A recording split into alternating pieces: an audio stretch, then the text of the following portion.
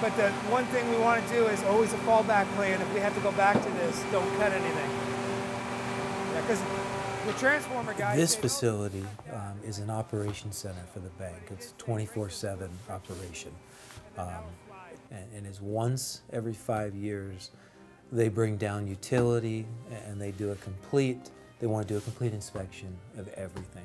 So it was discovered that the windings, the insulation on the windings on both transformers came up as a potential problem. There was an abnormal reading.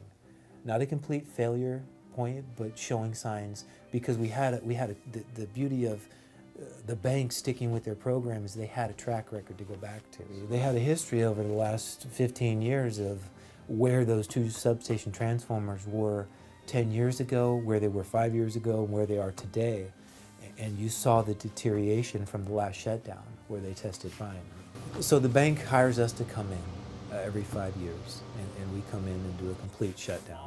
Now, it sounds like we just go in one weekend and do it. There are months in advance of scripting, planning that we put together ahead of time, have multiple on-site meetings in coordination with the bank, deal with their users of what will be impacted, the outage, the durations, the scripts, and 6 months out, the outage is planned at the bank.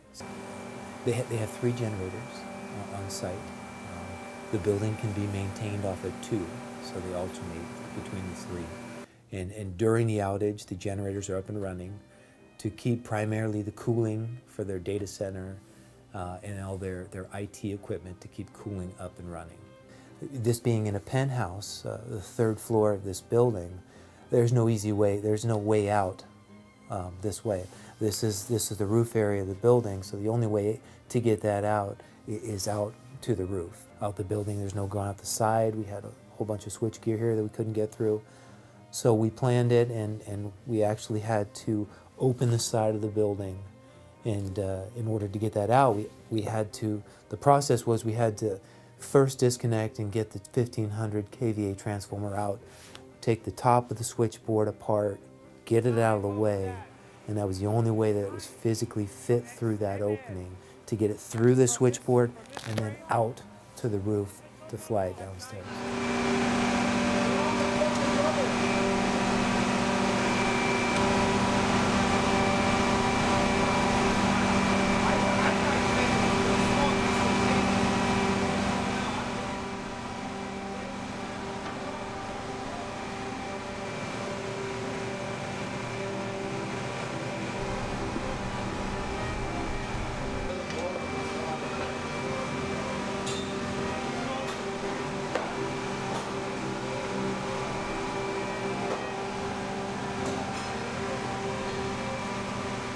So the thought, the good thought for the bank was to replace their feeder, their utility feed, medium voltage utility feed to the building, to the campus. The switch the utility controls is located in the parking lot near Building C.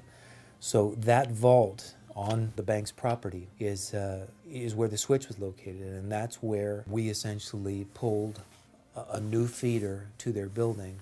And that was routed through 4 vaults, and there was splicing in 1 vault. And that total run was about 1,000 feet.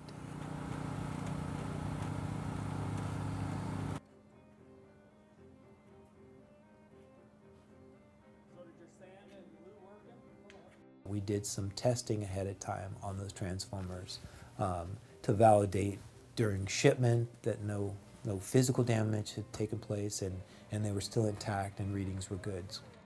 We hired a factory rep from ABB. We flew them out to be on site to validate our work and validate their equipment being installed.